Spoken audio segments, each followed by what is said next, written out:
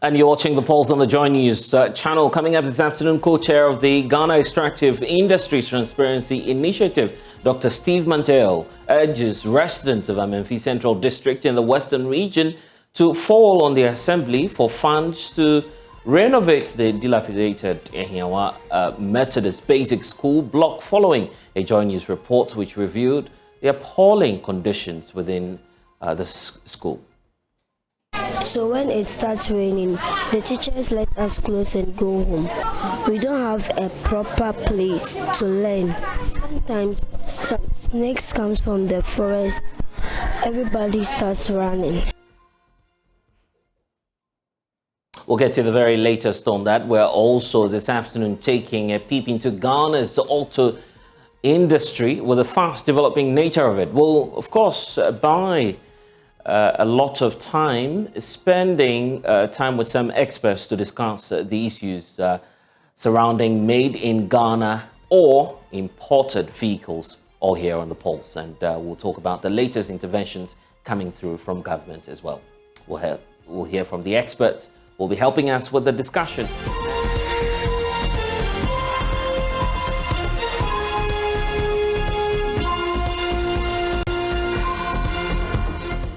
And this afternoon, co-chair of the Ghana Extractive Industry Transparency Initiative, Dr. Steve Manteo, has asked the Amenfi Central District Assembly in the Western region to release funds from the Mineral Development Fund to construct the Hiawa Methodist Basic School block. A JoyNews feature has revealed how there is a poor state of infrastructure, which is making it difficult for school children to study as required, despite the community being a mining area. Shortly, we'll hear from Dr. Steve Manteo, plus an update from the community where JoyNews understands the Methodist Church, which originally set up the school, are unhappy about the situation. First, though, a report by my colleague Samuel Kujobrace on the situation.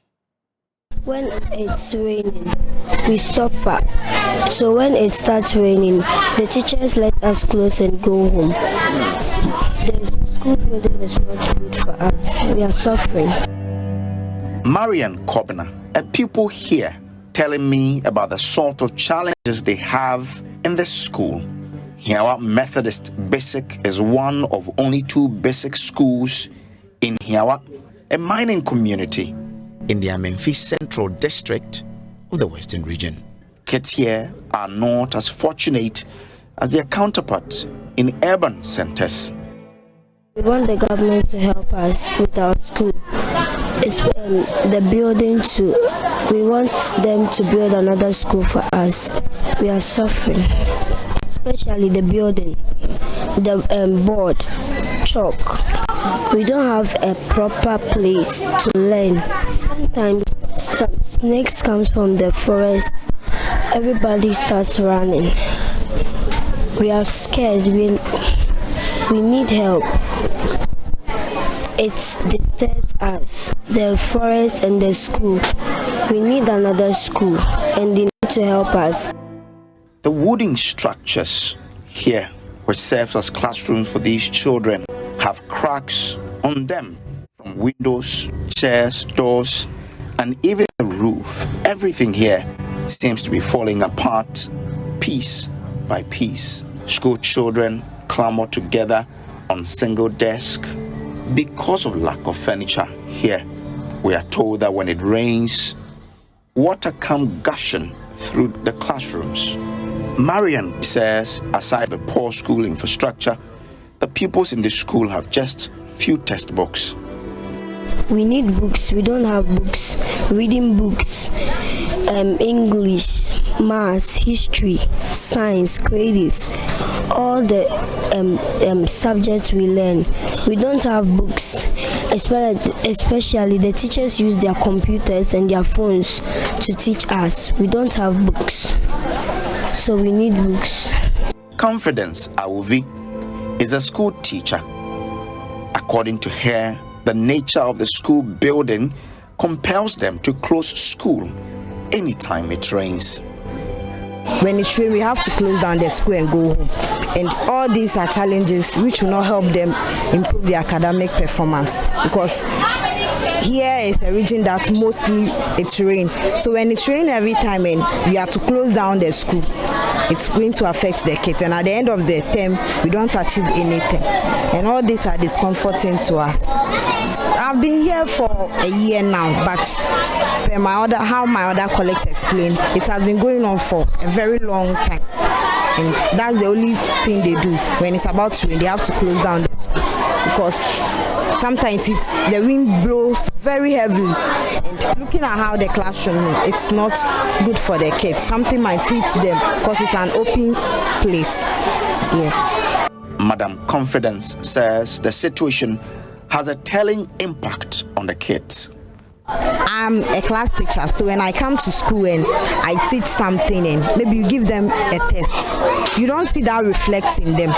So you'll be like, I have taught this, so what's happened? Yeah, and all these are challenges, and I see that because of all these distractions, because you'll be teaching and something will come up, you have to go home. So they don't get anything at the end of the day. So you have to be repeating one thing. So if I'm to teach a topic, 5 topics for a term, and I do only 2, it will affect them. But they are doing the same curriculum with someone who is in a comfortable or conducive environment. One of the challenges confronting pupils and teachers here is the lack of a sanitary facility that compels both pupils and teachers to resort to the bushes to attempt nature's call.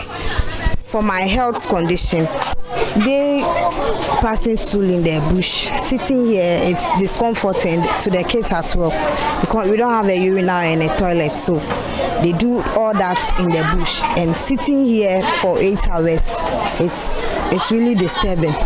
The School Management Committee Chairman of the Hiawa Methodist Business School, Owusu Kwedu, explains these challenges are seriously affecting the education of the pupils here. He says without some quick intervention from the government, these children will continue to learn under such terrible conditions. How did we break through crowding? So tobre, so fatihad. The last say now was you try film pass, I got a film tea, and we also club bar, say a mutia. Heating so to me Bemma Galano. I'm much wrong. How did the Dawson? If your environment in a class war because environment no determine or life. The environment no M1 Galano. If it's an environment in a cry young population about Dawson. But I know I will only be who are Nasa or Mabamago. Nasa we mucha gata to anymore. Sansu never school classroom nebejai. You got on the chat into once the last room, no say a fat in Nasa, but pressure now Hanson. So to try the Buafaso. I would like the government to come to our aid and help us.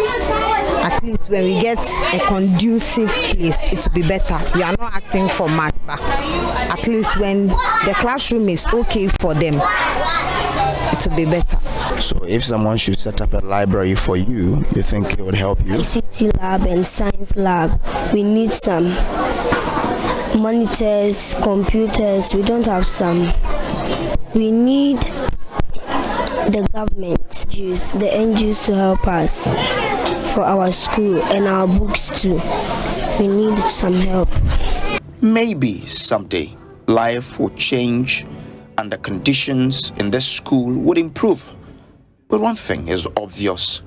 Regardless of their current situation, the competitive space of higher education and work will not be kind to these children in spite of their backgrounds. For JoyNews, Samuel Kojo Brace, Hiawa.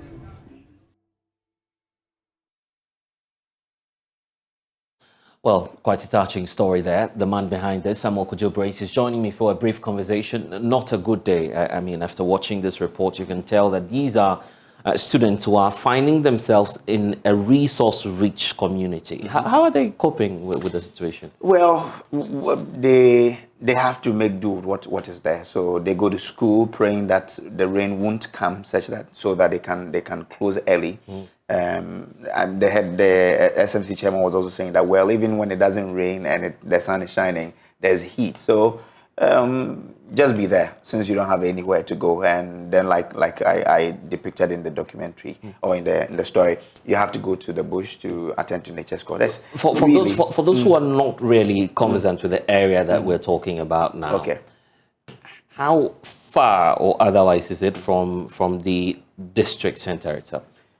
I think, their road is also very terrible. Oh.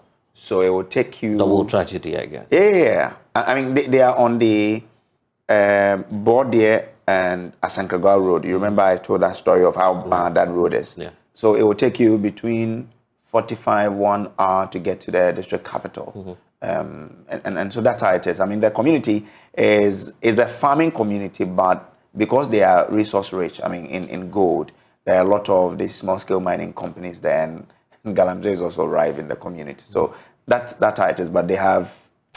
The road there is very terrible, so it will take you some time before you get to the district capital. So they're cut off, and education is also being a challenge for them now. So let's talk about the reactions greeting the story, because there are laws even meant to protect people who find themselves in these mining communities. Yeah.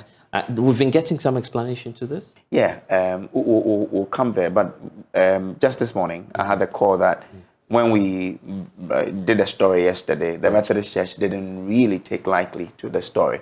So the presiding bishop called the bishop of the area and called the pastor in charge of Hiawa that something needs to be done. So I'm told this morning there was a meeting between the pastor of the Methodist Church in Hiawa, the district chief executive, and then the district directorate of education and the SMC chair to find ways of constructing this school building, because when the church saw it, they were like, their name cannot be on such a school, and then the only structure there is a wooden structure which is housing all the classes. And you saw in the story that some of these school children had to climb over a desk because they don't have enough, So that is that. But we've been speaking to Dr. Steve Mantel, and he explains that there's something called the Mineral Development Fund, which is given to areas where we have mining companies. Again, there's also the Mining Communities Development Fund, which is also a revenue that comes from the mining companies to these community committees to be used in developing these communities.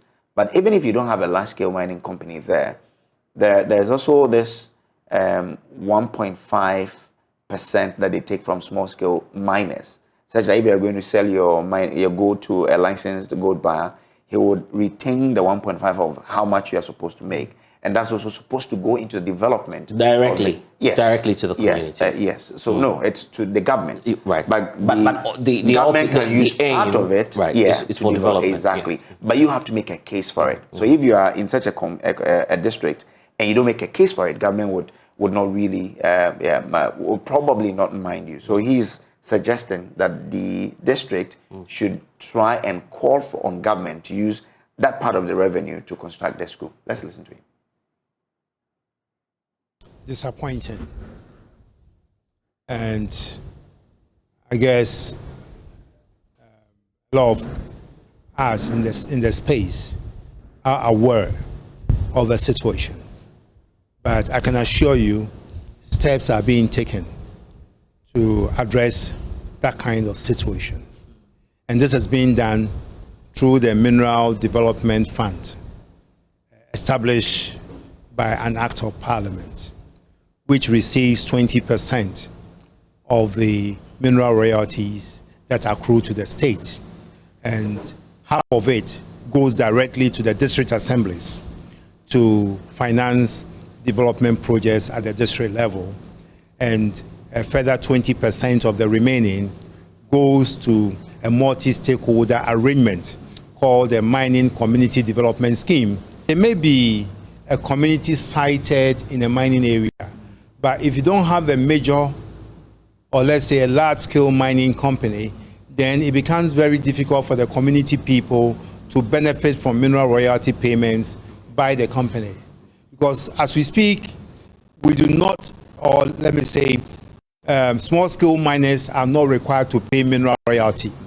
So they do not benefit from any formula that allocates a share of the mineral royalty to them, because there's no mineral royalty payments by small-scale miners. What we've done recently by way of policy initiative as a country is to introduce what I call what government describes as a withholding tax, which is withheld on behalf of the state by the licensed gold buyers and exporters, and then paid on behalf of the miners to the state. When we started implementation at 3%, that year we discovered that our gold exports declined substantially. And we suspect that this was as a result of smuggling. And it was a deliberate attempt to avoid the payment of the 3% withholding tax. Following representations to government has reduced the tax from 3% to 1.5%. And we are waiting to see the data in terms of how that encourages small-scale miners to now pass their gold through formal channels.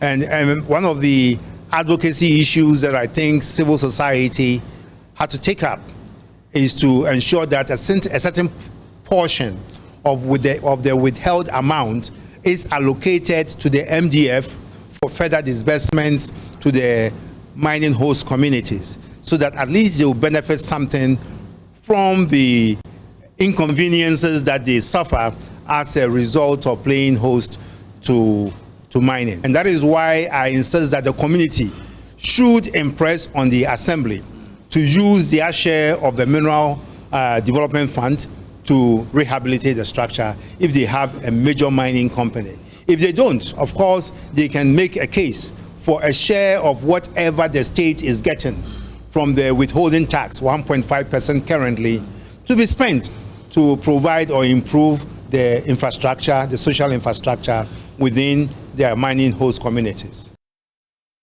Also, Brace, let's round off this conversation. What are the next steps that we're expecting in the community? So we expect that once there's a meeting between the Methodist Church, the school, and the District Director of Education, as well as the DCE, in the next few days, we would see probably a sword cutting or whatever for the school, the construction of the block to begin. So we'll be keeping an eye on. And you were talking about the church earlier. Are they willing to foot the bills, or perhaps they'll draw government's attention to this? So from what I gather, the presiding bishop called them that this is not something that they should leave it to fester. So they should try and do something. So I am expecting that it will be a partnership between the church and the state to construct this. How about the DC for the area? How worried is he about this? Well, I didn't have a good encounter with him yesterday when I called him. He was trying to say that he wouldn't want to talk about it because we didn't come to him when we went there. But I explained to him that when I went there, I went to the assembly, I didn't meet anybody there. So it wasn't our fault, it was his fault. So this morning, when I heard that he was part of the meeting, I guess he's had a rethink and thought that, well, this is my responsibility, I should do something about it. So I guess we're on a good note to have this school constructed. Yeah, and we're still open to the idea. If you wish, you could be a part of the solution. Of course, you could just come over to JoyNews. Yeah. Let's be a part of that change story for the Hiawa. Hiawa, yes. Especially where the school girl was saying that they need reading books for science, English, they need computer labs. Maybe someone can set up a computer lab or a library for them. Why not? If the person comes here, we'll take him or her to the community to see how he or she can be of help to the community school.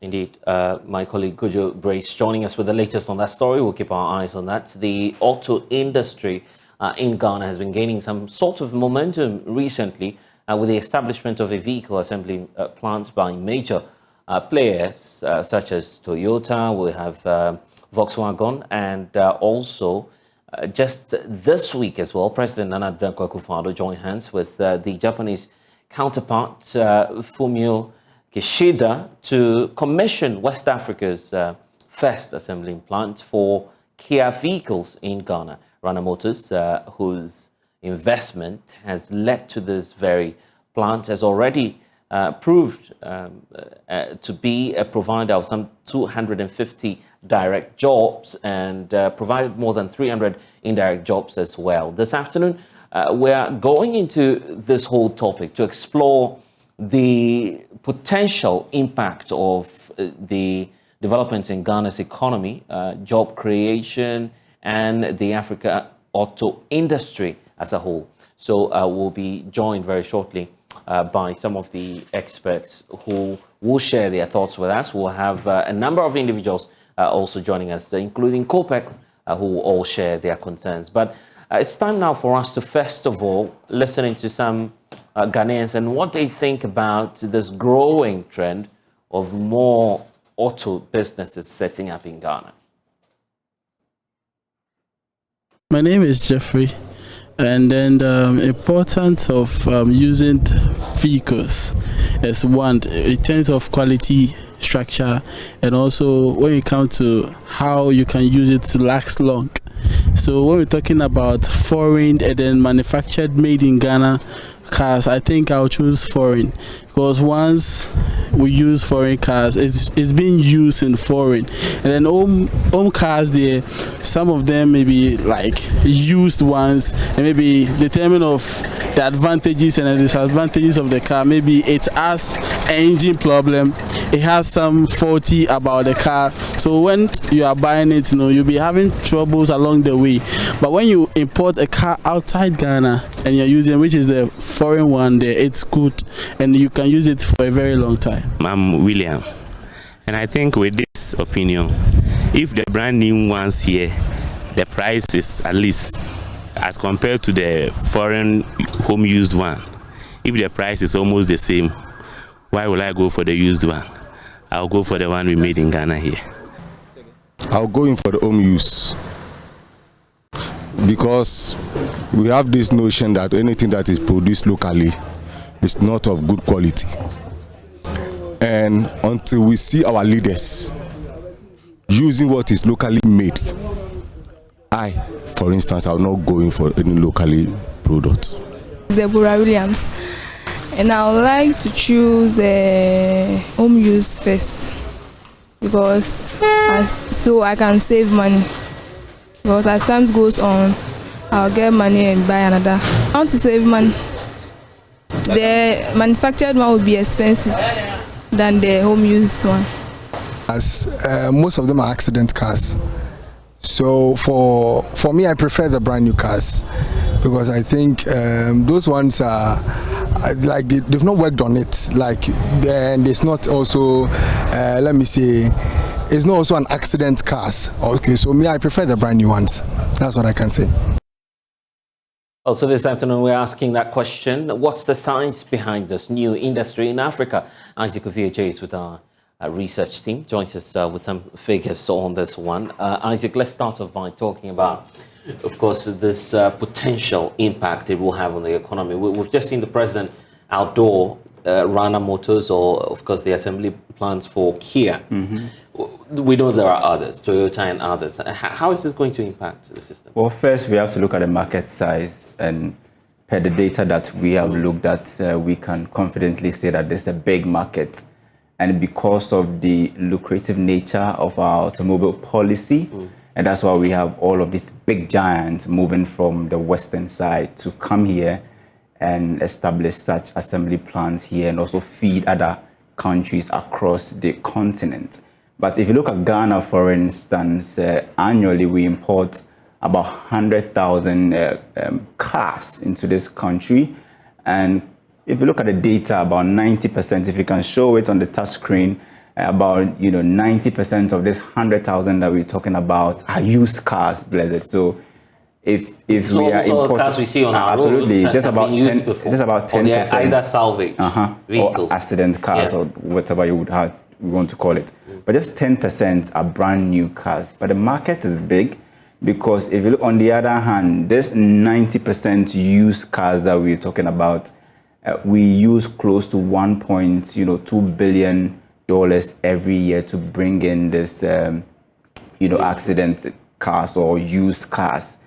And so it's more or less like a disadvantage to the economy, because where we find ourselves currently, our biggest problem has been exchange reserves, finding dollars to make sure that we're able to afford the things that we need. So if you're able to bring in this big giant into our economy and are able to produce here locally for people to buy, then it means that the kind of import bill burden that is over $1 billion exerts on our external reserve every year will be reduced. So on the you know, the touch screen, you can also see some of our key or leading suppliers, where we have US, Japan, and then also Germany. So these 100,000 cars that we are talking about, these are the leading countries that we usually export from. And because of the policies that I spoke about, the tax exemptions and holidays, we've seen Volkswagen, you know, Nissan, Toyota, Suzuki, and then recently Kia all moving to the country to establish their plant here to produce. But one, you know, interesting graph that we saw was the registration of vehicles in Ghana, where, you know, during COVID it was around 35,000. So as of January 2020, we registered about 35,000 cars. This is data from the, you know, the Bank of Ghana through the DVLA. It rose to over 50,000 vehicles in 2021. Then a marginal climb to 50,380. Then, Blessed, if you can look on the screen, there's a significant decline from 50,000 to 27,000. It's actually truncated by more than 50%. So that's the magnitude or how the automobile industry or the market looks in Ghana. But if you look at the sales, for instance, it's around 5,000 vehicles almost every year. So this is a lucrative area that I think that this big giants will be looking at. Yeah.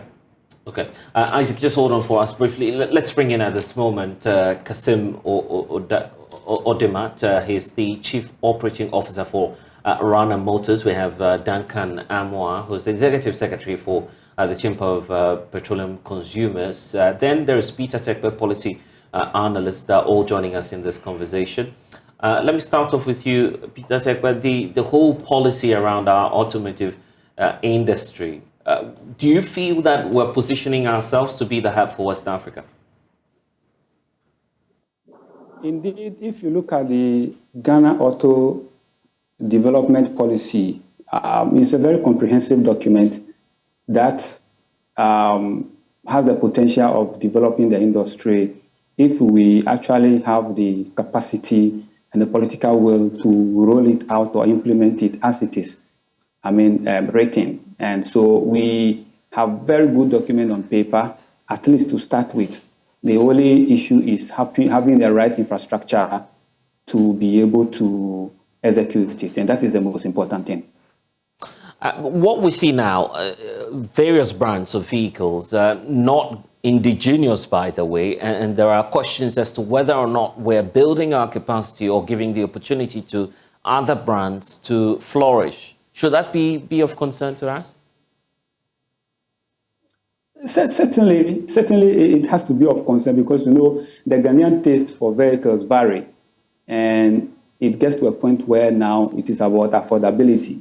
And so it's looking at various types. So if you look at the market, you have a lot of cars, different, brands in the market. And so it's good for us to open the net to have very good competition with others also coming on board. Because once you limit it, you are restricting the Ghanaian who doesn't want to be restricted because of his choice of vehicle that he wants. And so it is good that we look at the right infrastructure to put in place, as I indicated, to ensure that we have others also coming on board to help compete. We cannot have a perfect start at the same level, but of course it's good to start from somewhere, and that is where we have to be intentional in building the infrastructure that will enable us grow gradually to get to the level where we want to. And Odemat, of course, you'll belong to that group which is now bringing on board a new version of the various brands we've seen in the past set up assembling plants. How unique is your story as Rana Motors, of course, knowing that you're coming into the Ghanaian market, which already has other brands doing a similar thing that you're running? Yes. First of all, thank you for JoyNews for having me, and a good afternoon to all of you and to the viewers. Actually, for us, like the story of Rana Motors started in the 70s, and in 1984, we first started the Kia brand in Ghana. So we're one of the oldest distributors for Kia in Africa and even all over the world as well. For us to say when the government came up with the auto development policy, for us, we felt that this is a good initiative that aligns with our vision as a company, where we can industrialize our country and become more and more self-reliant and self-dependent. So for that reason, we believe that we should take part in this policy, and we made sure that if we want to come in, we need to make sure that we're coming in a big manner, giving diversity, giving a lot of options for our customers. So that's why with us, we started with 6 models of Kia, which are already being assembled. And also in the next few months, we're having 2 to 3 models coming in, also covering light commercial vehicles like the Kia K27 and the K3000. So we're trying as much as possible to give a variety of options to the customer to make sure that we're covering almost all the segments and almost all the price budgets and to give an option to all budgets, all customers looking for different budgets of that. Of course, for us, what we also believe is unique about our story is when we build the assembly plant, we made sure that it also aligns with the policy, moving from one level to the next levels in the future, where we have started as an SKD today, and tomorrow we can also go all the way to enhanced SKD and also reach to CKD in the future. So also in the design of our assembly plant, we made sure that all these components are done from the beginning, so we can move from one level to the other, so we can also be able to provide more and more options, and also because at the end of the day, if you want to move forward with a policy that is really comprehensive, we need to make sure that we can cope with it in the future. And definitely we thank the government for that. And we believe that we can do it as Ghanaians, and we believe that we can be self-reliant in the future. Well, self-reliance may be good. The Ghanaian community is also concerned about the cost. So let me bring in Duncan Amwa just before I get back to you, Kasim. The conversation surrounding the cost comparison as to dealing in salvaged vehicles or used vehicles as compared to what's been assembled here. Duncan, you speak from the perspective of the consumers, the Chamber of Petroleum Consumers as well. You've been monitoring the trend. What do you have to say about considerations regarding cost? Let me say thank you for having me.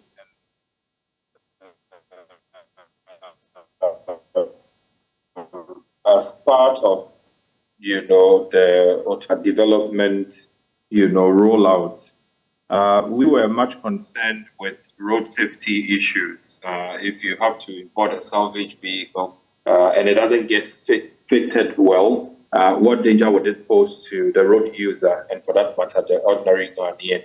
And so if we could get a situation where the 90-10 rule would see an inverse situation or reaction in the next few years, we'll be happy. Where a lot more Ghanaians are probably able to afford the brand new versions of the automobiles that we need on our roads, which we are quite confident comparatively will be a lot more durable, will be a lot more reliable for our roads. Then the issue of cost comes in. Why would people want to 90% of the Ghanaian consuming public as of today, 2023, will still go for the second-hand vehicle as opposed to buying the brand new, although the market is not without these brand new vehicles?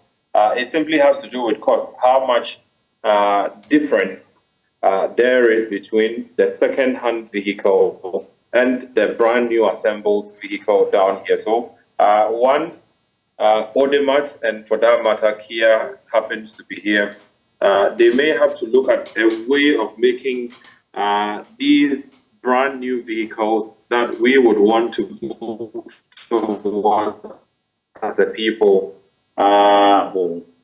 And then the issue of durability also comes in. There's that thinking that some brands are more durable than others. We'll be able to. We have done everything that the International Safety Standards Authority would require of us, and our vehicles are quite durable for your terrain. That mindset, there needs to be a conscious education using the media, of course, to get people to accept that, look, it doesn't necessarily have to be a certain brand for it to be good enough for your use in this part of the world. And that whatever we are bringing in or whatever we are assembling here meets every standard requirement for it to be put on your roads. Once that is done, I'm sure a lot more people would still want to now move towards the brand new vehicles. And then the issue of parts. If I were to move towards a certain brand, right, am I going to get ready parts to fix when my car breaks down or when I have to go for servicing? How affordable do they make, the servicing regime for the brand new vehicles as opposed to the second-hand vehicles?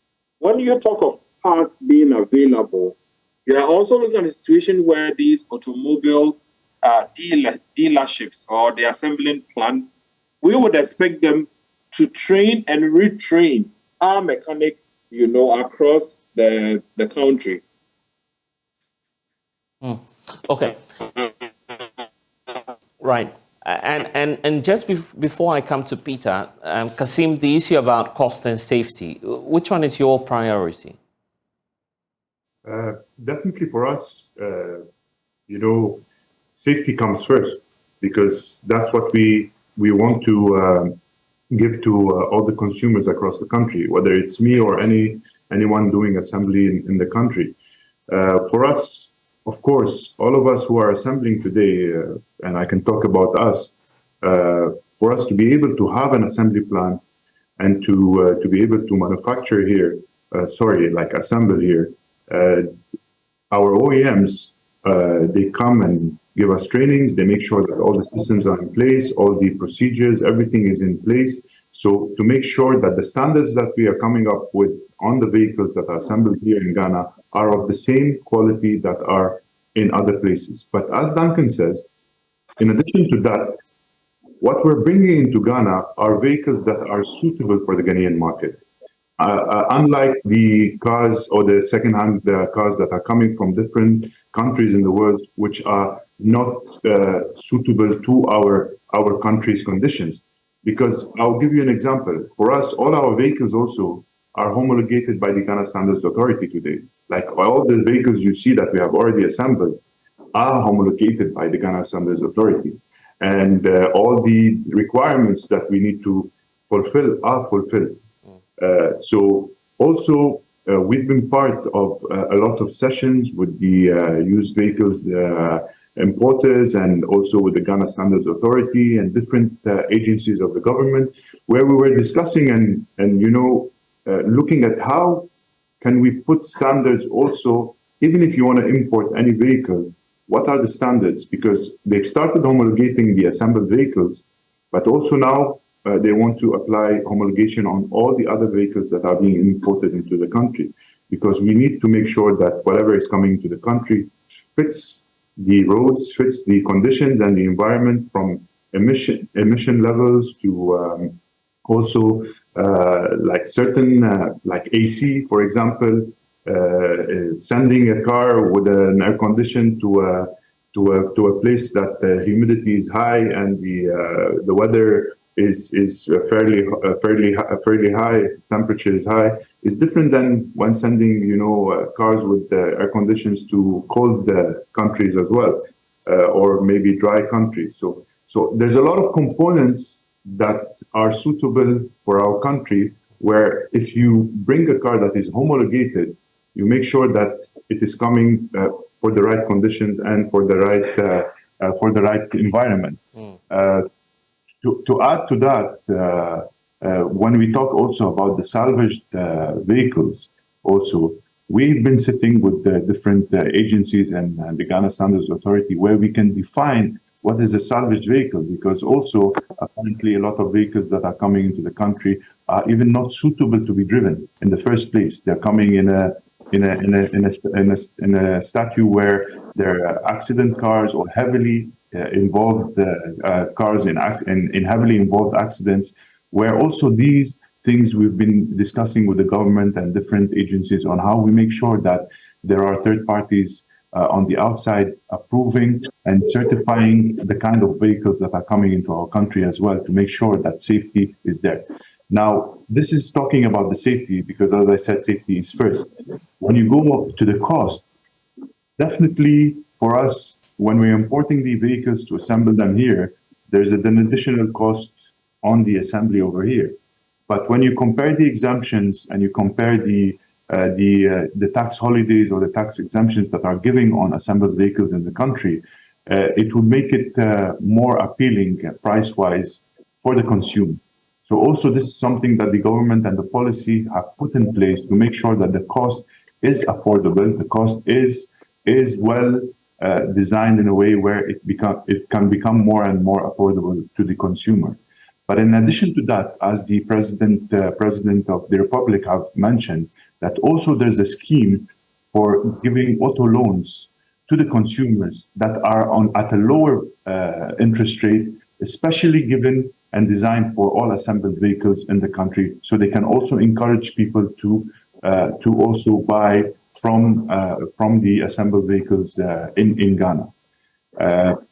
So that's my take on the safety and the cost. And also for us, we need to look at it from a different perspective, that putting all this together will allow us as Ghana to become more and more of a hub for the automotive industry that can also lead in the future for us to become more and more also exporters if we want in the future. Okay, and that's why I want to bring in Peter Tekpe, because Peter, if we're to allow this to fester, and if indeed we want the automotive industry here in Ghana to grow, there'll be a need for intentional policies to support the likes of Rana Motors and others that are already in the market. How would you want government to target its or tailor its policies along this sector? First of all, the way the industry is, we need to understand the practicality of what happens with people who are interested or who wants to buy cars. You know, the Ghanaian, to be specific, wants to buy cars that he can afford. Normally, when somebody starts work or somebody has money, wants to buy a car, the first thing he looks at is affordability, the cost of the car he's buying. Then after that, he looks at the type of car. And you notice that the reason why people get themselves involved in second-hand cars or salvage cars are because of affordability. To the extent that people even bring cars that are, right drive, and they convert it into the left drive. So you realize that the issue of the industry has to do with understanding what happens on the grounds. What type of car do people buy? Why people buy the type of car they buy? So that when you are drafting the policy, you will get everybody involved. So what government needs to do is that, one, you engage the consumer, you engage the financiers, that is the banks or whoever wants to finance. The reason why people see it to be very expensive to even go for loans to buy cars. And so when you are bringing policies that affect the average Ghanaian or the less, then what you have to do is to understand how it impacts the people who are affected directly. What is the reason why people buy cars, and why do they buy the type of cars they buy?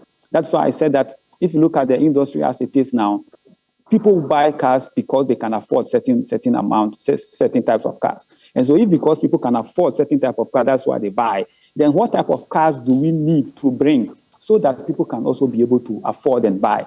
That is the reason why it is important that the document that we bring out, the policy document we bring out, we involve all the stakeholders all around, and then we discuss it. Other than that, we'll have a very good document or very good write-up on paper, but implementation will become a challenge because those who are involved will not be able to meet that requirement or will not be interested in using it. Then it becomes something that is on paper and nobody is using it. And so policy to make it work perfectly has to engage all stakeholders. And that is the only way that you can then get the ideas and be able to come up with a policy that will be, practicable and not a policy that will be on paper. Let's bring in Isaac, because Isaac has been looking at the document. Isaac, this policy document we're talking about caters or, makes provision for what's happening in terms of those who are willing to set up here and to do the assembling from within. Yeah. What are some of the benefits accruing to such? Well, so there's a very comprehensive document put together, I think, founded from the Trade Ministry's website. And if you look at some of the objectives of this document, especially with respect to tax holidays. So remember that if you are assembling in Ghana, it's either you are doing the CKD or the SKD, where the CKD simply means completely knocked down, vehicles, and then the SKD is semi-knockdown vehicles. So if you are doing the semi-knockdown vehicles, you get to enjoy about 5 years of tax holidays, that's corporate tax that we're talking about. Okay. And if you are doing the CKD, I think it's around 10 years of corporate tax holiday. And if you look at some of the other policy objectives in terms of tariff, if you are assembling here locally, you get to enjoy about, I think, 65% of tariff reduction. So it's a very comprehensive document and looks very lucrative on paper. But just like Tekbe said, we have this in a document. The problem has to do with implementation. But listening to Kasim, it looks as if government is doing all they can to make sure that people or this automotive giants who are assembling here locally are actually enjoying what the policy document is saying. But one thing that you also been raising is about cost. Yeah. Because, if you're assembling here and it's still very expensive, people will opt for different options. They will look for maybe accident cars that are relatively cheaper or something. So the issue of cost is important because most of these cars are sometimes priced in dollars and you have to pay for the CD equivalent. So if you have depreciation of the CD continues, and it means that you need to raise more money to buy that same car. So looking at the document, it looks very good, but the problem has to do with implementation. I see. Kasim, which of the offers are you taking advantage of? The semi-knockdown option, or you're doing everything from scratch? There are 3 levers. There's the semi-knockdown, then the enhanced semi-knockdown, and the CKD. At the moment, we're still at the level of SKD, which is the first level, which all assemblers at the moment are doing. And actually, the reason we started this way, because we want to make sure that we build capacity within our infrastructure. And the government made it into levels because also they want to make sure that the country builds capacity and builds the right skills for the future. So yes, we are all doing SKD at the moment. We at Rana Motors with the Kia vehicles, we're doing SKD. And but as I said, our facility, if you visit it and if you look at the pictures you're looking at, you will see that we have also sections in our assembly line that covers the additional stations that will be needed in the levels of enhanced SKD and maybe CKD in the future. So also to add to what has been said, the auto policy has been comprehensive. Of course, there are also some tariffs which are not fully implemented at the moment, but the president has announced that very soon the full implementation of the auto policy will be in place.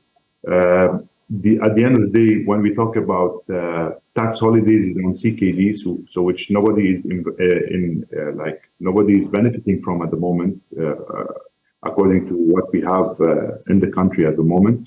I think maybe Kantanka or someone else. But let me put it this way: the tax benefits that are being put in the policy are not being benefited by the assemblers as much as they will be benefited by the consumers, because the consumers at the end of the day will be, what we will do is we are importing those vehicles, we are adding the cost of the assembly on it and adding our margin. But because there are a lot of tax benefits from duties and other zero-rated VAT and all these things, at the end of the day, the consumer is going to be benefiting from all these things. So this will also create the difference in price. This will also create a cost, a better costing for the vehicles that are being assembled here for the consumer to be able to afford. And also, I believe the more models and the more varieties you have in the future, this will give the consumer the diversity to pick which model of cars or which brand he would enjoy having at the end of the day. So to put everything into perspective, safety, if you look at the combination of safety and cost put together, definitely what will be assembled here will be more and more cost and safety conscious towards the consumers. Today, as Peter was saying before, that sometimes even they bring any car, even if it's a right-hand drive, they make it a left-hand drive. But also this is affecting a lot of safety issues when it comes on driving those vehicles. We are also, if you look at statistics about the accidents that are happening, most of the accidents that are happening due to quality issues or to cars that are not suitable for our countries. And also you will see sometimes some fatalities happening due to maybe airbags not working or this not working. That's, for me, I believe the safety issue is a very important thing and a very important subject that we need to concentrate on, because at the end of the day, of course, you want a properly costed car, which the assembled car will be providing, but also you need a safe car. So you need to put those two together, those two components, and make sure that the consumer is benefiting of a cost-effective product plus a safe product that is meant for this country and for the environment. The bigger question about the job opportunities available for the Ghanaian population, are you also keen on that? Definitely. Actually, the whole policy was created and put in place to industrialize Ghana and to have more and more factories and assembly plants across the country. The main point of it is to create an economical cycle plus creating more and more jobs in the country. For us, at the moment, already with the current volume of production that we're having, we're already employing having direct employments for 50 new jobs in the country. But the more the volumes go up, the more the market situations get better, we will be employing more and more. I think this facility that we have built, if it has to go to full capacity, we may reach even 1,000 jobs in the future. Wow. 1,000 jobs. That's impressive. Kasim, thank you for joining us. Let me take the final thoughts of Duncan Amwa, who's with us, and Peter Tekpe as we wrap up. Duncan, let me start off with you. Well, for us, it is good to have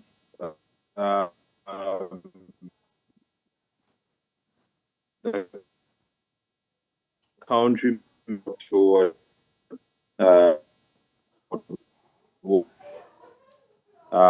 casting for that massive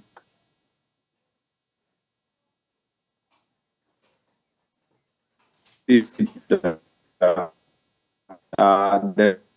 types they are designing, the what and else might not be the same here. So if you have a certain competitive edge, you might as well design these vehicles such that they are extremely comfortable with the type of fuels that is used in Ghana. And then again, like Peter mentioned, all of this would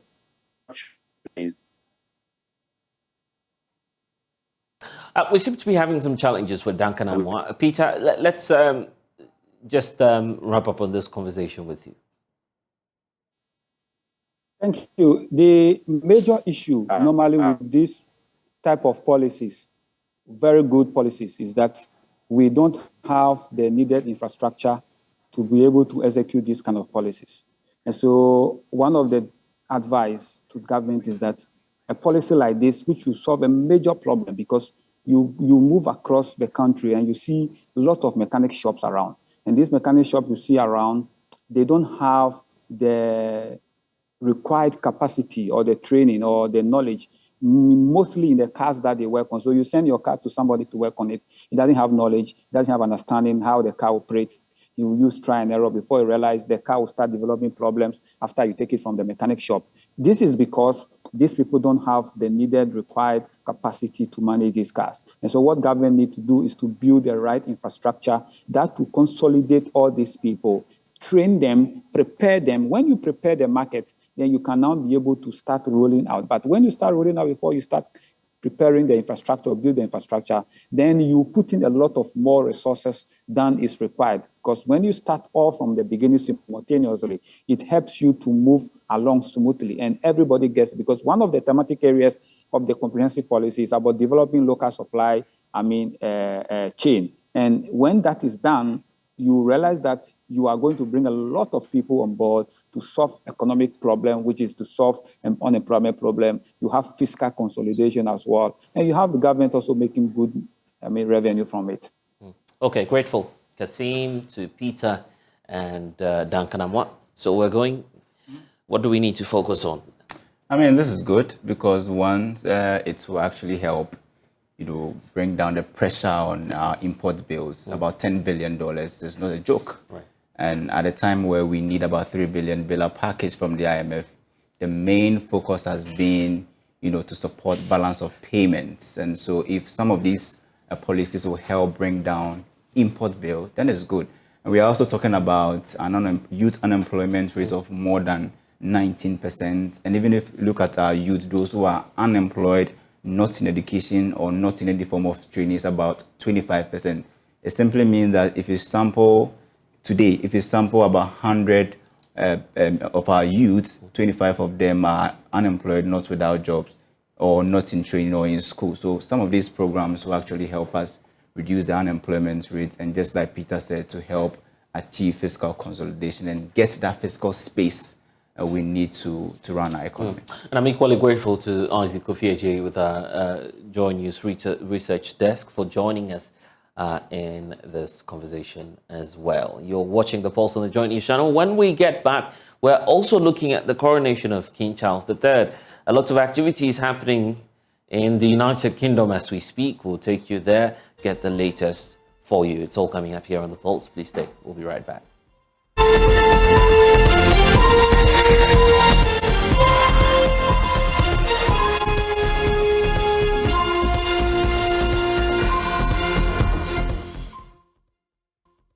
And national organizer of the opposition National Democratic Congress, Joseph Yamin, has disclaimed and dismissed some issues by the youth of the NDC in the Brasebu Komankesi constituency in the central region, that he entered the area under the cover of darkness using the name of John Dramani Mahama to campaign against former Deputy Communications Minister Felix Ofosu-Kwakye. Now, according to reports, there's a pushback by an angry group of youth who sent a mob there to attack the national organizer of the party, who is now running for his life. Of course, Felix Ofosu-Kwakye is coming up against a professor from the University of Ghana, Nanama Brown Kluche, who, of course, is also seeking to be the NDC parliamentary candidate. And in less than 2 weeks, that contest will be on. Listen to some of the angry youth within the area speak to JoyNews on the matter. What's in there? Young Nam Coman yesterday. I was Joseph Mahimido Sabati. What the car do what I pick up? I am very angry this evening. We were in town when we heard that Joseph Yamin had come to town with some pickup. We even mobilized to go and meet him. We thought our party leaders were coming to meet us. When we went, we realized that one Nanama Kluche had sent Joseph Yamin to come and lie to us that John Mahama wants us to vote against Felix Ofosu-Kwakye. The things Felix Ofosu-Kwakye has done for us in this constituency. Very valuable to us. They are very lucky we did not meet them here. They would have seen what would have happened to them.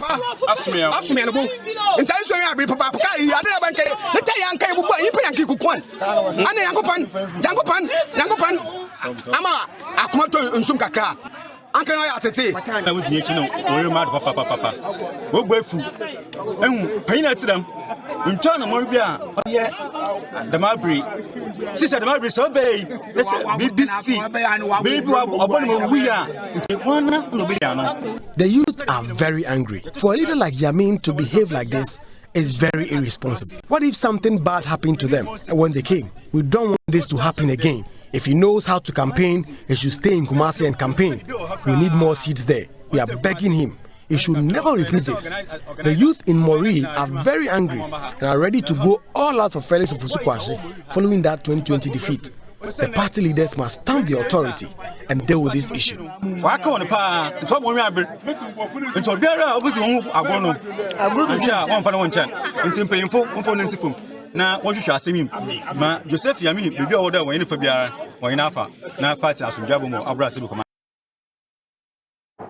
And speaking on JoyNews desk, Mr. Yamin indicated that he never stepped foot in the area. Last time I entered Central Region was on the 4th of April. 4th of April, from the 2nd to the 4th of April, I was in the Central Region for official duty to go and vet potential aspirants for the parliamentary election. Since I left Central Region on the 4th of April, I've never been to Central Region 4. In fact, the whole of yesterday I was in Region. As I speak now, I'm in Ghana, heading to the north. So I'm surprised hearing this kind of news. But I first heard it from your sister station, Adam. And I'm getting details of it from your network now, playing the voice just played. I'm surprised why they would want to do such a thing. As far as I'm concerned, I've not even gone anywhere to campaign for any parliamentary aspirant, not to talk of using John Mohammed's name to campaign for a particular. So I don't know what really is influencing the acting, which is bad in the first place. And still on the NDC, some concerned party members at Fomena in the Ashanti region have expressed shock and dissatisfaction over the suspension of the party's parliamentary primaries for the Fomena constituency. Spokesperson for the group, Margot Yesuto, is prevailing on the party leadership to come clear on reasons for pulling out or putting on hold the polls within the area. 3 people filed nominations to contest the Fomena NDC primary, including constituency chairman Eric Opoku, Charles Kofi Ogbe, and Christina Amaranson. The 3 were at the regional party office in Kumasi on May 1 for vetting, but were informed the vetting process had been put on hold. The concerned NDC members of Fomena say they suspect attempts to impose a candidate on the constituency. Few days ago, Spokesperson Margot Yesuto says the constituents will resist any act that goes against an open contest in the constituency. Even though Sir Charles and Amaramson go to the vetting venue before some aspirants from other constituencies, to their dismay, they were the last set of aspirants to be invited into the vetting room around 3 p.m. They were shocked to their bone marrows by the information given to them by the panelists of the vetting committee. They were also told that there was an additional PC aspirant from Fomena whose identity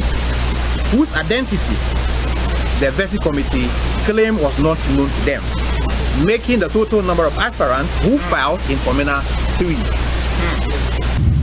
Please, can you confirm to us that it is true you have done a survey in Fomena constituency and the result has led to a preferred candidate whom you think is the best to win the Fomena seats? If the answer is yes, then we respectfully encourage the said personality to test his popularity in the upcoming primaries by allowing others to contest him. Honorable Joseph Sidinketia, Our indefatigable national chairman, respectfully, what is the identity of the alleged preferred ghost parliamentary candidates you want to impose on Fomena constituency? For which reason you are frustrating the electoral process in our constituency? And finally, we want to know when the vetting of Fomena parliamentary aspirants is going to take place. In conclusion, we are calling on the national executives of the party as a matter of urgency to take the necessary steps to resolve the ongoing disturbances in Fomena constituency. That's right. If really winning election 2024 is our priority, they must ensure that an open, transparent, free and fair contest takes place in Fomena. Leadership of the party in the Ashanti region says the elections in some constituencies is on hold for strategic reasons. They want the aggrieved constituents to use party mechanisms to seek redress. The internal race within the NDC continues. The Infantimum area is where we're focusing this afternoon. Joining me now is one of the aspirants, Emmanuel Kofi. Thank you for your time here on the JoyNews channel. Thank you very much. What are your chances going into the contest now? Are you confident that you'll win? I'm very much confident. My chances are bright. I've worked, I've gone around, I've spoken to delegates, we've covered a number of areas, and we think that we are confident that we are winning. This area witnessed the unfortunate incident, correct, where you lost your MP. That's right, that's true. And then we had someone take over briefly to where we are now, where the NDC is looking for yet another phase to represent the constituency. Are you saying this is a vote of no confidence on the former police officer who's now serving as your MP? You know what?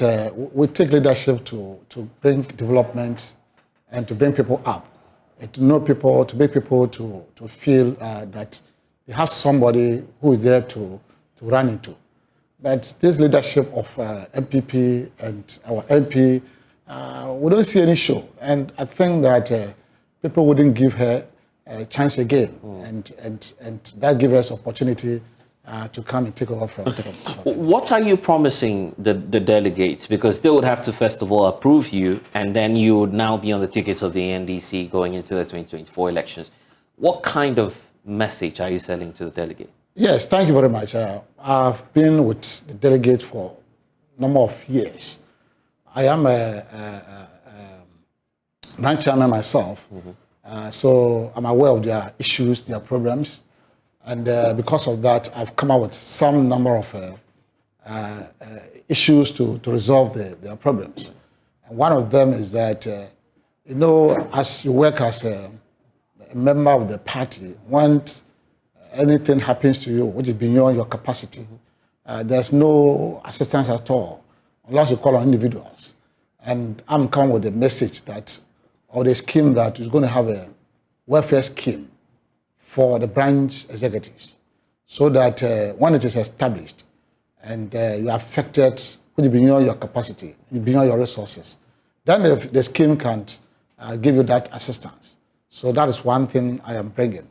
Another thing is that you work as executive for a number of years, and when your name is taken off from the list, you go and nobody cares about you. So this is part of the 7-point plan that you have for the constituency. Exactly so. And one controversial one you keep promising the people is the ex gratia that's that is it. For former constituency, or I mean, those who are going branches, out. Who are going out. Exactly so. Yes, because where are you getting the money from? Oh, I become MP and I'll be paid. So you use your salary to pay them? A certain percentage of my salary will be kept for that. And since you are MP there, you are working in the constituency, you have a MC, that is when we win. Yes, there are some inflows that come to the constituency. And why do they deserve such amounts of money? Because they have worked for 4 years, for 8 years. They have contributed their quota to the party. And why is it that when their name is taken off, they go without being attended to? I think that is not a good way to treat somebody who has worked for the party. Yes, if you come to power, because of them, they will go and vote. Right. They will go and campaign. They will do a lot of things. And you know, as a result of all these things, some had injured, some had died, and so on and so forth. And they don't get anything. I see. So I don't see a reason why we don't see them off with some little amount, with a certificate. They become comfortable. They become happy that at least their effort has been recognized. And that is most important. We need to recognize their effort. Right. Yeah. How well known are you within the constituency? Because that's crucial in securing victory for the NDC. Yeah, exactly. So I was born there in the constituency, and that is Mankesim. Right. I schooled there. Yes, I was a footballer. I'm a footballer. Oh, so you're well known. Exactly. Leading the community. Yes, I was also a teacher. I taught the community. I taught basic school, secondary school. Yes, and I have my family there. I have a lot of things there. So I'm known. And what I've done for the delegates also give me hope that they will do me the honors by voting for me. Is that to say that your opponents haven't done much? Yes, they are largely the people who are just joined or jump into the race. They were not part of the constituencies. They were not working there. We didn't know them. It was because of the fact that they wanted power. They needed power. So they have come to join. And I don't think they are known just as I'm known. Yeah. I'm actually known better than you seem very confident. Yes, about winning. You have a target for yourself? Yes, I have a target because the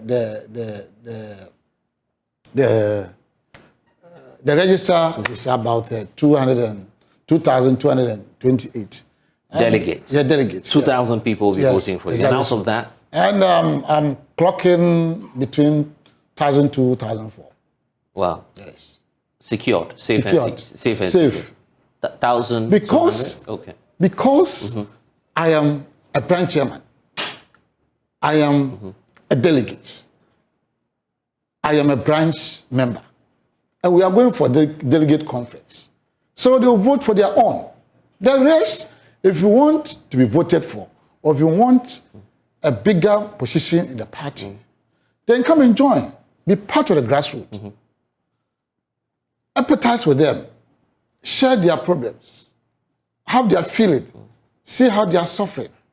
So that out of that, they can give you that. How do you react to concerns that the incumbent MP has not had enough time and that she needs another go at it so she can be a better MP? Or if Saturday market will be people, you see a lot of them, it means that the Friday will show. The Friday will be an indication that the Saturday market will be fine. But what she has done since she took over, there's nothing to write home about. There's nothing to mention. There's nothing to talk about. So I don't think that he needs time again. He needs to be given time again to do what? There's nothing to do. You know, you give what you have. If you don't have, you cannot give. And I don't think she has to give. She has nothing to give. And what do you have to give? Yes, I have a lot to give. I'll provide leadership. I'll make people to feel that, yes, they have a leader. I'll get closer to them to solve their issues, to solve their problems. Yes, I'll let them know that, yes, I am part of them. And their cry will be my cry. Their suffering will be my suffering. And also bring some development in them. You see, you hear some MPs procuring, buying taxis for the young guys. People are buying taxis? Yeah, for young guys, That's for what can pay. For what can pay. Even when it is 2, you started something. When it is 3, you started something. When it is 5, yes. And economically, they are doing well. But if you don't do anything to bring development in the people, then why do you take out the leadership? I see. In your own party itself, there's this trend where, of course, many are beginning to take sides on which of the candidates to support, because even after this exercise, you have another phase. And since you're a delegate, it will be good to take your thoughts on that as well. The fact that you have the Dufo camp, the John Mahama camp, the Kojo Bonsu camp, a lot of them, keep taking sides. Are you equally doing the same? Yes, because currently the very person that would think that can get this power is the former president, that's John Dramani Mahama, His Excellency. And beyond him, it will be very, very difficult for now. So all of us are waiting for him that he becomes our leader. So because of that, most of us are taking sides. And I don't think it is also bad, it is wrong. Because you give power to one that you think that you win power for you. Because power is something. You don't give power to anybody at all to go and just be part of the system, part of the game. You give power to someone that you think that you can get you power. And for now, we think that John Mahama is a right candidate to get the power for us. So that's why most candidates and most NDC sympathizers and followers and the delegates are rooting for him. I see. Yeah. And you are equally, I'm equally willing to use your position when you get elected as the candidate to campaign for John Mahama. Exactly. But incidentally, we're going to have it the same day. So it is not that like we are going to have the primaries for MPs before yes, obviously. We are going to have it the same. So as we go along, we try to... So one vote for JM, one vote for you? Exactly so. Oh, so that's what you've been preaching as well? Yes. So JM is up there, I'm down there. Oh. So Aspirant is mine. And he is top there. So it's a top and down yes. Approach. You cannot have a jacket without down. I see. It is jacket head. What do we have down?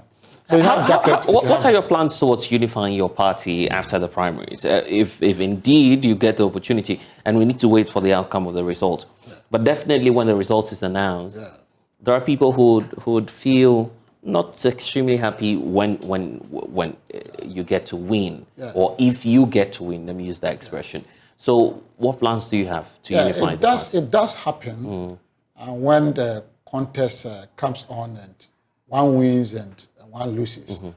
But the fact is that whoever wins is the NDC that had won. So the strategy I'm going to adopt is that you see, when you kill a snake and cut the head, the rest becomes nonsense. So you need to approach your colleagues that you contested with, and have a meeting and have some issue discussed with them, have a solution with them. When they are fine with the discussion, the rest. But if you don't do that and you try to unify the followers, it will be difficult because behind the scenes, he or she may tell them something. And they will take it up and disturb the system. Yeah. So tackle the head, tackle your colleagues that you contested with, and have a meeting with them. And they should understand that if today is my turn, tomorrow to be their turn.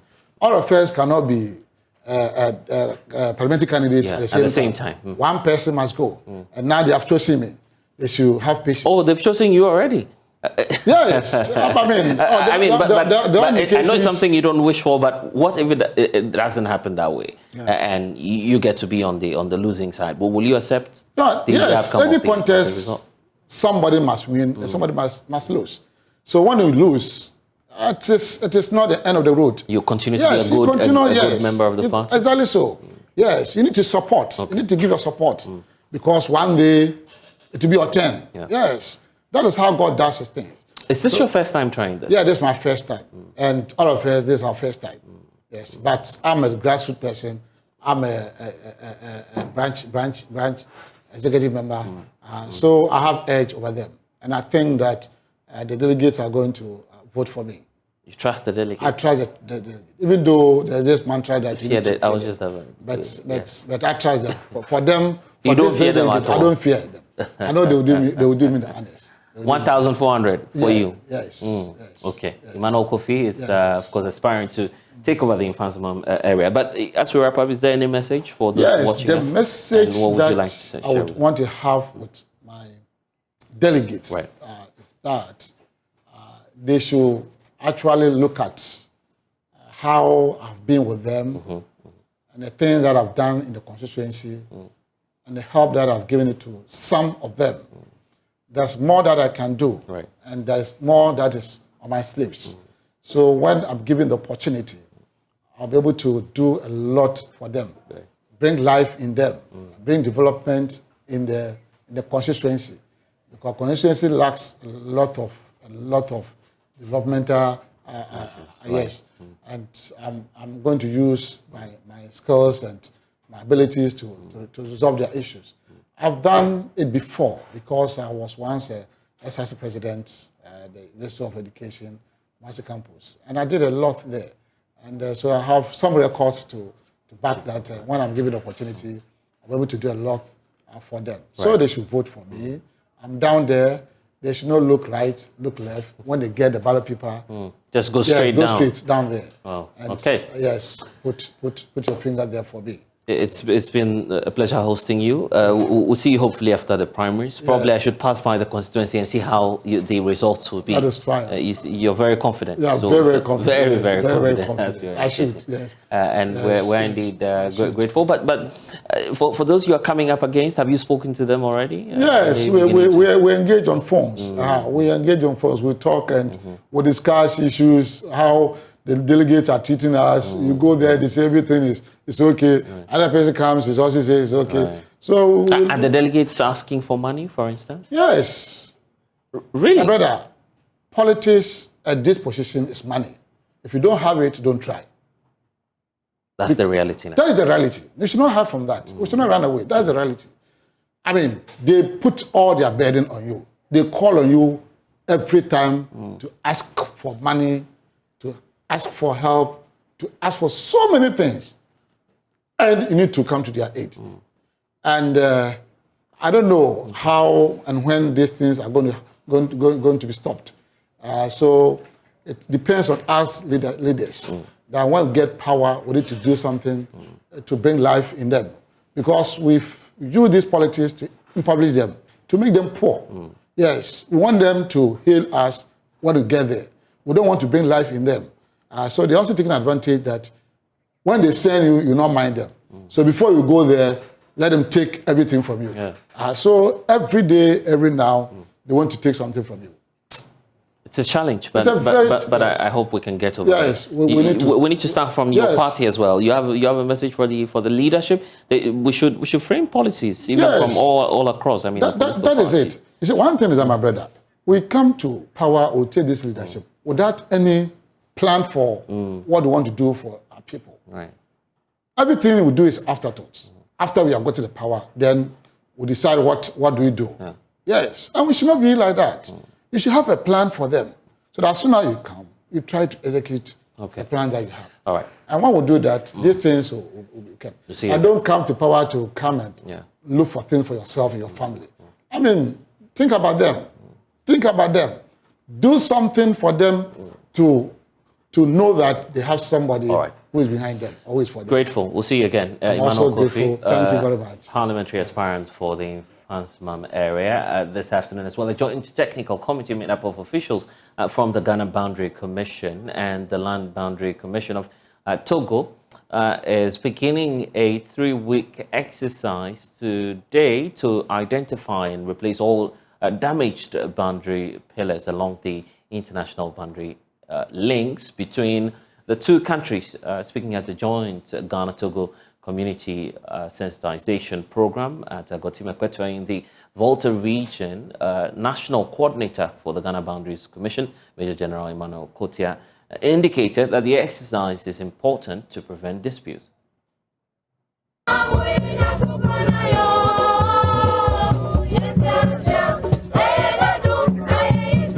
Some students of the Agotimas Yope SHS singing at the sensitization program that brought together opinion and traditional leaders, residents living along the international boundary line between Ghana and Togo, government officials, school children, and more. The sensitization exercise aims to make residents living around the Agotimas Yope section of the Ghana-Togo international boundary line aware of the replacement of the boundary pillars by the Joint Land Boundary Reaffirmation Technical Committee from the 5th to the 27th May.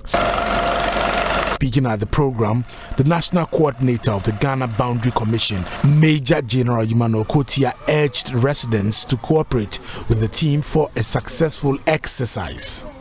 A technical committee, a joint technical committee between Ghana and Togo Boundary Commission is going to undertake this exercise from tomorrow, and this committee will be identifying all tempered tempered, remove, or destroy boundary pillars within the demarcated line. Let me stress, within the demarcated line. We are not going to redemarcate the boundary. The old boundary stay, but we are going to identify the boundary pillars that are destroyed, that has been tempered, that has been removed.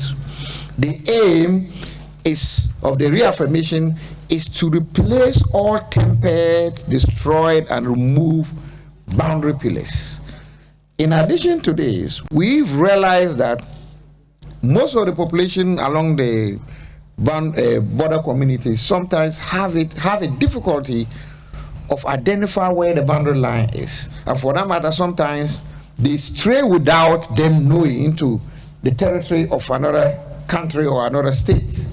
And for that matter, we'll be discussing with our counterparts from Togo to introduce additional pillars, which will be called intermediary pillars, border crossing pillars, and monumental pillars along towns, so that it will be very easy for the population living along, or the communities living along the boundaries, to identify the boundary line and also to help us protect the boundary line. We would require, therefore, from traditional leaders, opinion leaders, to help us educate the population along the communities that, one, they'll be seeing a team going around these boundaries within the next 3 weeks.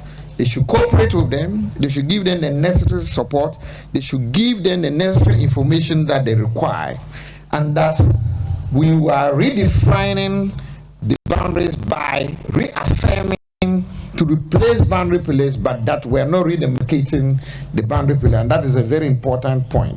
He says the reaffirmation exercise will also help prevent disputes between the two countries. The importance is clearly to make sure that there is no doubt so far as the international boundary line is concerned. Secondly, to ensure that the disputes don't arise out of minor disagreements on the boundary demarcations between the two countries. Deputy Minister of Lands and Natural Resources in charge of Lands and Forestry, Benito Owusu-Bio, says most of the boundary markings that define the land boundary between Ghana and Togo, among others, have been destroyed by environmental and human factors, such as erosion, tampering, or outright removals. Effects of these have been the eruption of conflicts in many communities along the international boundary line. My dear chiefs and people, we are all one people with shared cultural and social beliefs and even family ties. These similarities are what should define us as a people and not the invincible boundaries created years back. Distinguished ladies and gentlemen, I would like to express my profound gratitude to the Ghana Boundary Commission and the National Land Boundary Commission of Togo for the good work they are undertaking for their respective countries. I was very pleased when news reached me on efforts to coordinate today's sensitization activity, as I am well aware of the impact that this will have in ensuring the overall peace and unity and security of all communities. I want to utilize this opportunity to commend both commissions for their dedication towards ensuring the proper management and safeguarding of the Ghana-Togo land boundary. I encourage you to continue with the good work. Major General, just yesterday I received a letter from the President of the Republic of Ghana congratulating you for the good work that you are doing. Kindly continue with that work, because the good work you are doing is there for everyone to see. Head of the Land Boundary Commission of Togo, Dr. Laja Duti, who spoke through an interpreter, said he's excited about the 3-week exercise. We are to do this exercise because these borders were demarcated by the colonial masters. In order to freely move without any issue, we need to really have this exercise. The reaffirmation will help identify both sides of the two countries. Volta Regional Minister Dr. Archibald Lecha says the Ghana Boundary Commission continues to brief his office about its activities in the region. He says the Volta region is ready to support the exercise. And I welcome all the commission members from the Ghana side and the Togo side to the Volta region, I must say that we are always briefed by Major General Kotia and his team about all the activities that they are doing in the Volta region. All the MDCs are also briefed. So we are part and parcel of what they are doing. And we promise that we'll continue to support the process. If there's any issues that should be addressed, our attention should be drawn to it. And we have our border security committees. We have the Regional Security Council. Together with the Municipal and District Security Councils, we shall address all the concerns. We appeal to the chiefs to assist us, the community leaders, the assemblymen. All of us should come together. Member of Parliament for Agotimas Yope Charles Agbeve says the residents have a role to play in ensuring a successful reaffirmation exercise. Global Share Alliance, together with its partners in the non-governmental space, are beginning to graft seedlings to reduce maturity period. There's more in this report. The 7-year project is being funded by the Green Climate Fund and implemented by the Forestry Commission. Global Share Alliance is co-implementer providing technical support. The United Nations Development Programme is the Green Climate Fund accredited agency on the project. As part of the project, over 700 women are being employed, whilst over 24,200 men and women will be trained on share parkland management. Speaking to the media at the Sahel Agricultural Nursery as part of the tour of a team from the UNDP and Global Share Alliance, Dr. Francis Chimsa said the grafting is to reduce the maturity period and increase the size of the share. He said women are being trained to take charge of the grafting. And the essence of share grafting, as we all know, is to help reduce the long gestation period of our share tree. In natural, the share can take over 25 years to mature and start fruiting. But with the idea of grafting, we can reduce the gestation period for share to as short as 5 years and even below. In 5 years' time, you might see fruits forming, and economically, you can get some of your nuts coming up for harvesting. So the idea, because the community is the one that owns the nursery, and we are working with the women. And we started training the women on the technique of grafting. There are several techniques, but the best ideal one we've identified as the best way to use for grafting is what we call top grafting. So we've explained to the women and started training them, and they're the ones who engage, who are going to do the grafting for about 10,000 seedlings we have so far in the nursery, and mostly selected from very mature trees, not young ones, mature trees, and the women themselves do the selection because they are aware when they go to the wild to pick nuts, they are aware of the nuts, the trees that are high yielding, and then some of the trees that are also bigger in terms of fruit size. So the women are the ones that actually pick the science and then select the places where we can get goods. One of the founders of Eco Restore, Dr. Zachariah Isaaku, on his part said the trees being planted are native to the area and were going to be owned by the communities.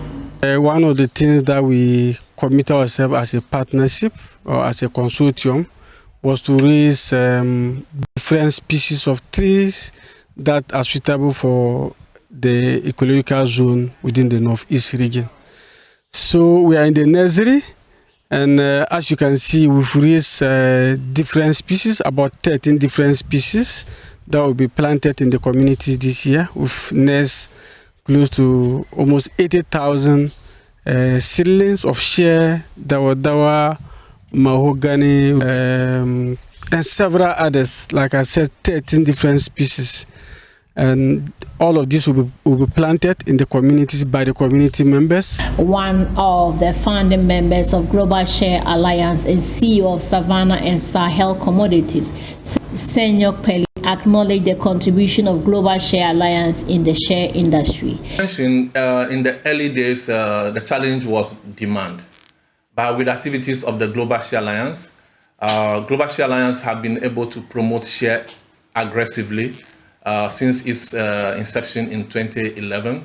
And I'll say today, share is not only used for cosmetics, share is used for food. In fact, 90% of shea butter is used for food.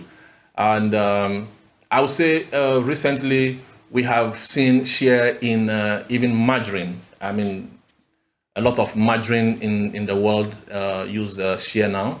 A lot of companies are replacing palm with shea. And so I would say at the moment, demand is not a problem, but the supply. Team leader for environment and climate change at the UNDP in Ghana, Stephen Kansuk, said the aim is to partner other stakeholders to protect the environment. And we are working to see how we can be able to restore the degraded forests from both the off-reserves. So in the off-reserve, we are looking at close to about 200,000 hectares of degraded forests restored over a period of 7 years. In the parklands, we know very well that in the past, we usually have our shea trees and other species growing naturally in our traditional farms. But over the years, there has been threats of deforestation in those areas as a result of farming and several other activities that is actually depleting our forest.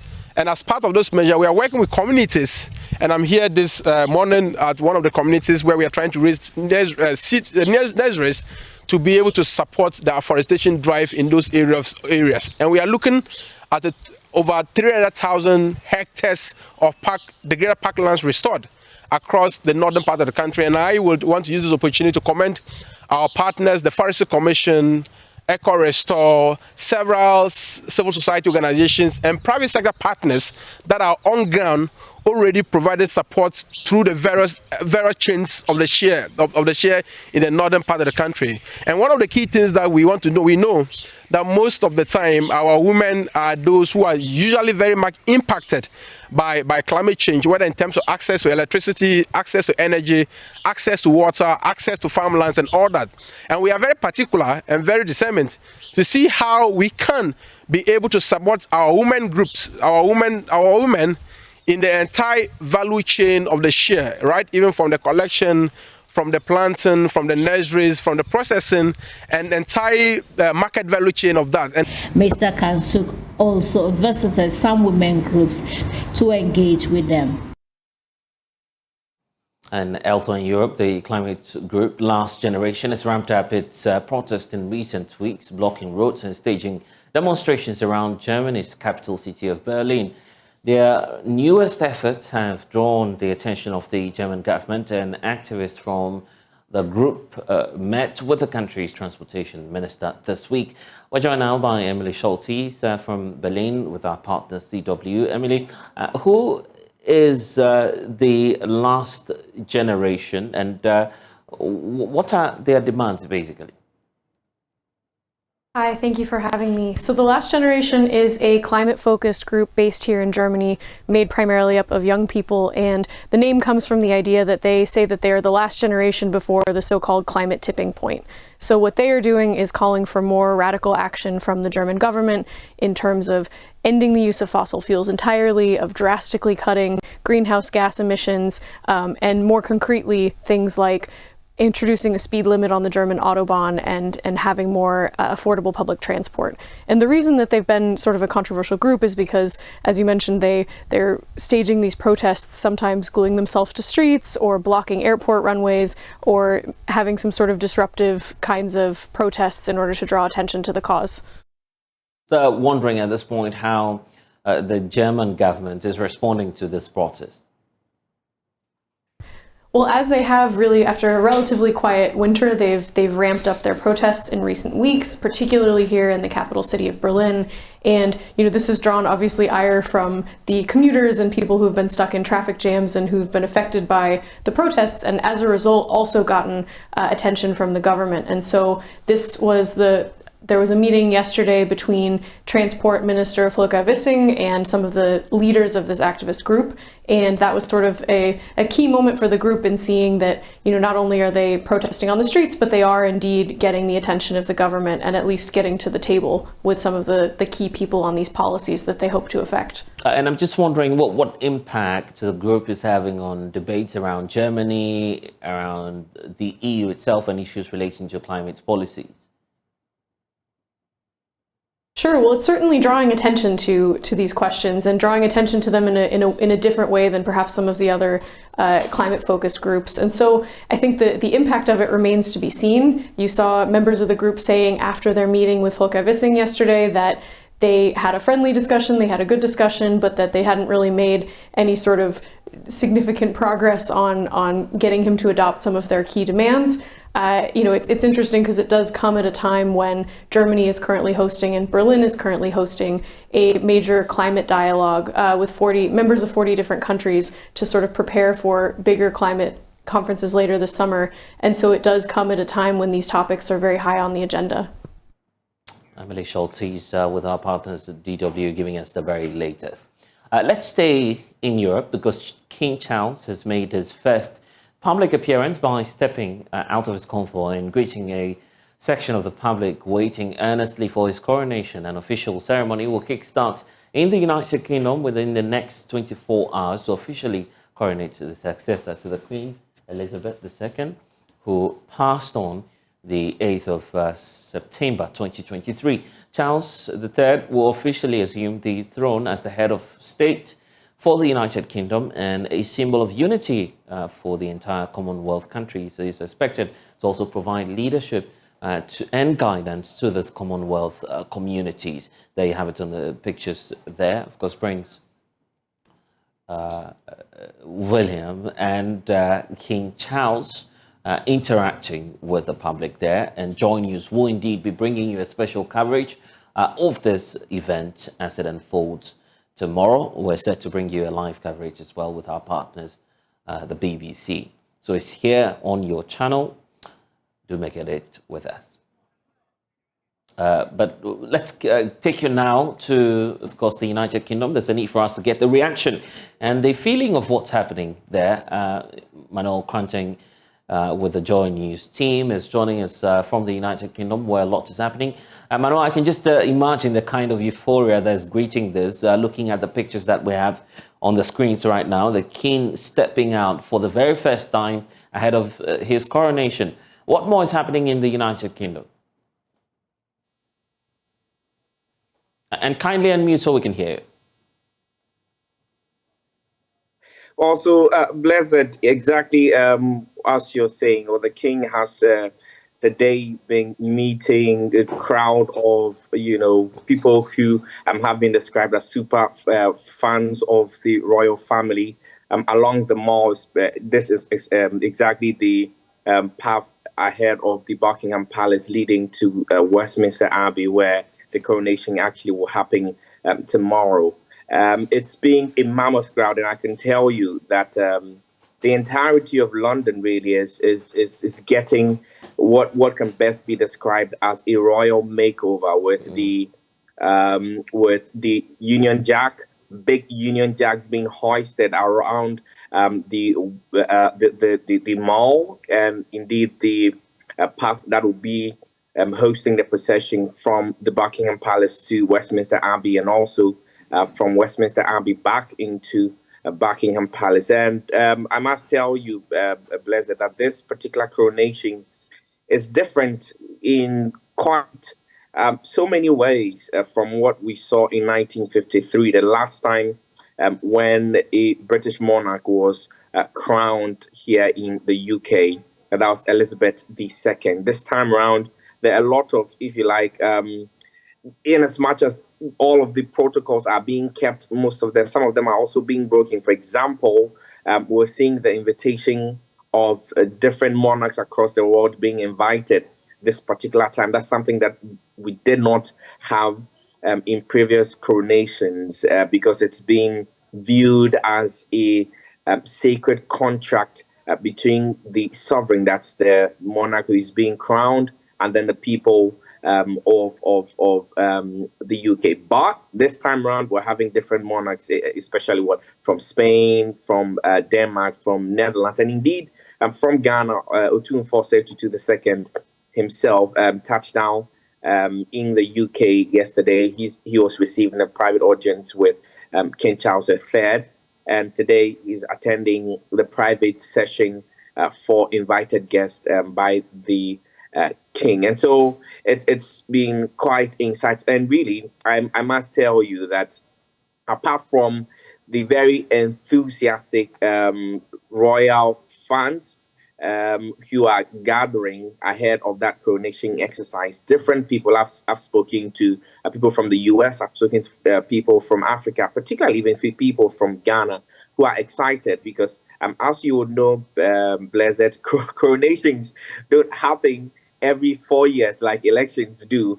As I'm saying, the last time this happened was 7 decades ago. Yeah. That should tell you how instructive this is. And people are really looking forward to experiencing the entire rigor of the British culture tomorrow, Blessed. What are we set to see? You were talking about the Ghanaian officials that we're already witnessing arriving there in the UK.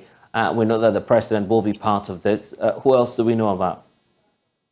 So, Blessed, we know that about 100 world leaders have been invited and will be attending this particular coronation. Indeed, representations from different countries, high and mighty countries and so on and so forth, and particularly also representation from the Commonwealth of Nations will be attending. Now, the last time there was a coronation, the Westminster Abbey, which typically takes about 2,200 people, saw about 8,000 people being crammed into that space. This time around, King Charles II is saying, well, they're trying to keep the service as modest as possible. So a total guest seating of about 2,000 is expected tomorrow in the Westminster Abbey. Beyond that also, Blessed, we know that the coronation is going to take a shorter period than it did the last time it happened in 1953. The last time it happened, the procession from the procession to Westminster Abbey was over a distance of 5 miles. This time around, it's taking just about 1.3 miles in a shorter duration also. And we're told that the cutting of the embellishment and so on and so forth is as a result of, the excesses of the COVID-19 pandemic and also the cost of living crisis. Although we're told that a budget of about £100 million is expected to be expended, if you like, has been or is being expended in the period heading towards the coronation. And so that is what we're having. It's going to take about 3 hours and 3.5 hours tomorrow from 11 a.m. to somewhere 2:30 to 45 p.m. in the UK. And so I'll be bringing you all the details as and when we get them, Blessed. Indeed. We'll have to leave it now here. Manuel Cranting joining us from the UK with the latest ahead of the coronation. Of course, don't forget that that special coverage will be here on the JoyNews channel. So do make a date with us right from tomorrow morning. But back home, we're taking you to the central region because the Boachary Festival is also underway for the people of Winneba. Joining us now is Jacqueline Ansama Yeboah, who's there within the community monitoring the festivities and how it's unfolding. Jacqueline, if you can hear me, what can you report from where you are? Blessed, so far the activity has been very intense. They've had the boat racing, the tug of war, and the Lemon Thursday was yesterday. And today, which is Friday, the group, that is the Asako group, which is made up of the Tiafo and the Densifo, have already started parading in town with their gods. And the atmosphere here is a sight to see. Now the procession has already begun, and we are currently with the red group. They are parading through the town with their gods, seeking for protection for tomorrow's deer hunting. Yeah. Have they found the deer already? No, the deer would be, the hunting would be tomorrow. So the activities for today is mainly to seek the protection of their gods, to guide them, to aid them for tomorrow's main activity, which they'll start at dawn tomorrow. Okay, then. We'll be watching all of the excitement. And I just hope they find the deer, because that's crucial to the celebration, indeed. Jacqueline and Sogah joining us with the latest. And that's all we have for you here on The Pulse. I'm Blessed Sogah. See you again next week. Bye-bye for now.